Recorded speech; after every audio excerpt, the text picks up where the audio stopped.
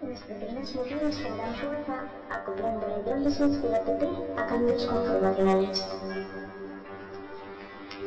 Las proteínas motoras del citoesqueleto y las proteínas que unen GTP utilizan los cambios estructurales que se producen en sus lugares de unión a los núcleos de fosfato para producir interacciones cíclicas con la proteína a la que se unen.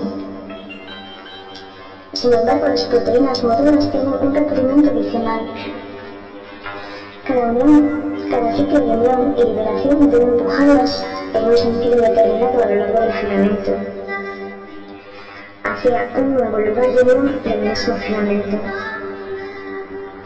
Para conseguir este movimiento unidireccional, las proteínas motoras utilizan la energía derivada de la unión e hidrólisis del ATP, generando un movimiento amplio en una parte de la molécula proteica. En el caso de la miosina, cada etapa del movimiento a lo largo de la actina viene generada por un balanceo de unos 8,5 nanómetros de largo en la hélice alfa, o brazo de palanca, estabilizado estructuralmente por la unión de las cadenas ligeras. En la base de este brazo de palanca y cerca de la cabeza existe una hélice parecida a un pistón que conecta los movimientos producidos en la hendidura y unión de la ATP de la cabeza, con pequeñas rotaciones en el dominio llamado convertidor. Un pequeño cambio en este punto provoca un balanceo de la hélice como si fuera una larga palanca que hace que el extremo de la hélice se desplace cerca de 5 nanómetros. Estos cambios conformacionales de la miosina están acoplados con cambios en su afinidad de unión a la actina, permitiendo que la cabeza de miosina se libere del punto y agarre a la actina y busque otro punto de agarre. El ciclo mecanoquímico completo de la unión del nucleótido, hidrólisis del nucleótido y liberación del fosfato que provoca la fuerza impulsora produce una etapa del movimiento. En la kinesina, en vez del golpe del brazo de palanca, los pequeños movimientos del brazo en el lugar de unión del nucleótido regulan la unión y liberación del dominio motor de la cabeza hacia una región larga de unión, que conecta esta cabeza motora en un extremo por el dominio de dimerización sobreenrollado situado en el otro extremo. Cuando el frente director de la cabeza de kinesina está unido al microtúbulo antes de que se inicie la fuerza impulsora, su región de unión está desestructurada. Al unirse el ATP, la región de unión se desplaza a lo largo de la cabeza de forma lateral, lo cual empuja a la segunda cabeza hacia una posición en la que podrá unirse de nuevo al protofilamento, 8 nanómetros más cerca, al extremo más del microtúbulo que el lugar de unión para la primera cabeza. Los ciclos de hidrólisis del nucleótido en las dos cabezas están coordinados y permiten que las dos cabezas motoras se desplacen mano a mano, o cabeza a cabeza, a modo de escalera, y avancen cada vez un discreto escalón de 8 nanómetros.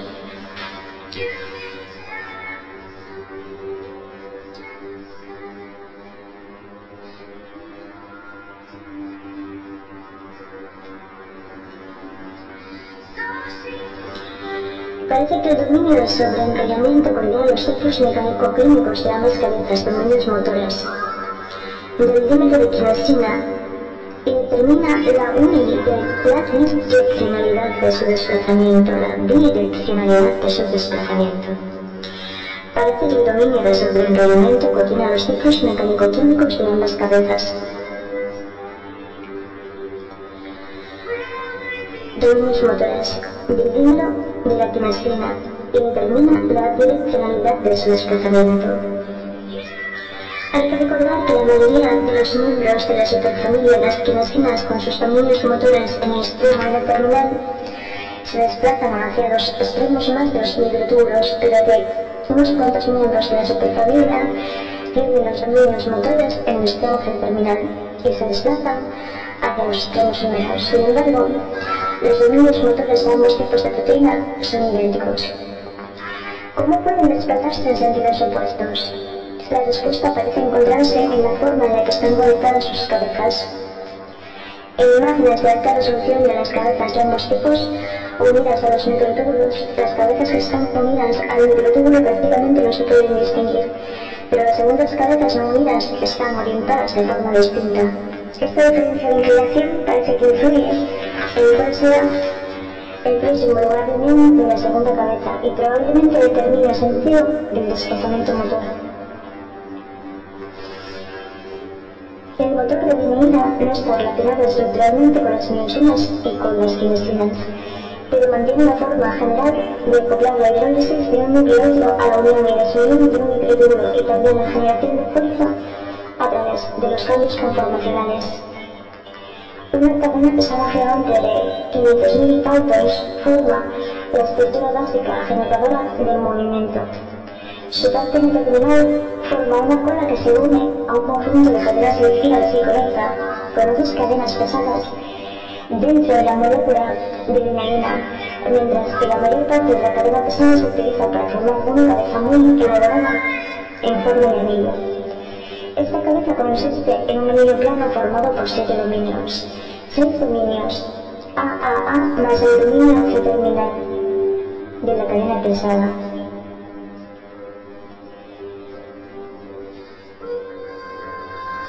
Por consiguiente, es un pariente complejo de la ATPasa hexanoica descrito en el capítulo 6.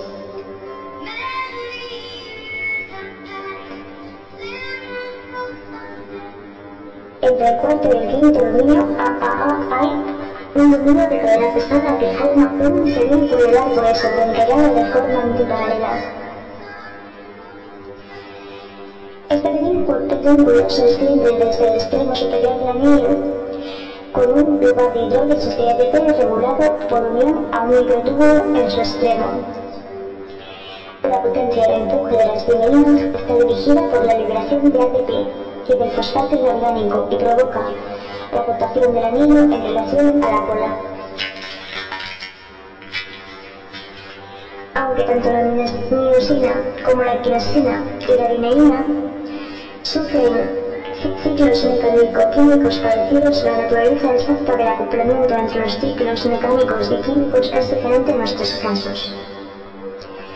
Por ejemplo, cuando la miosina no se halla unida a ningún nucleótido, está fuertemente unida a su filamento de actina, el llamado estado rigor, y se libera de su anclaje cuando une ATP. Por el contrario, la kinosina forma una asociación de tipo rigor con el microtúbulo cuando tiene el ATP unido y es la hidrólisis de este ATP la que la libera de su punto de unión. El ciclo mecánico-químico de la vineína es más parecido al de la miosina que al de la quinosina, en el cual la vineína libre del nucleótido está unida con fuerza al microtúbulo y se libera cuando se une al ATP. Sin embargo, para la vineína parece que el ATP y el fosfato orgánico se liberan al mismo tiempo, provocando el cambio conformacional que dirige el empuje impulsor, mientras que para la miosina el fosfato se libera en primer lugar y el empuje impulsor se produce hasta que el ATP se disocia de la cabeza motora.